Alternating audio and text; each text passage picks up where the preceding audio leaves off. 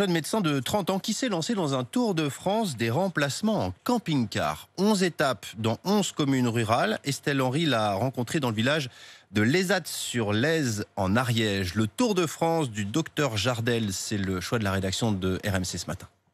En consultation, rien ne différencie Mathias Jardel de ses confrères. Alors, qu'est-ce qui vous amène? Manon a eu une otite depuis jeudi dernier. Son professionnalisme et sa disponibilité ont beaucoup rassuré Caroline. J'ai le petit qui était malade et nous on est en vacances ici dans nos familles, donc forcément on n'a pas de médecin traitant sur place.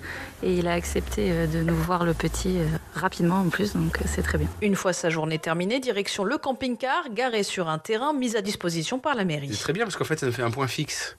Je change d'environnement tout le temps, mais je suis toujours chez moi. J'ai pas de valise à faire, je me balade avec mon chez moi. 11 étapes, 9 de parcourus et plus de 8000 km au compteur. En 5 mois, Mathias Jardel a engrangé une très grande expérience en un temps record. J'ai vraiment une vision beaucoup plus exhaustive de mon métier.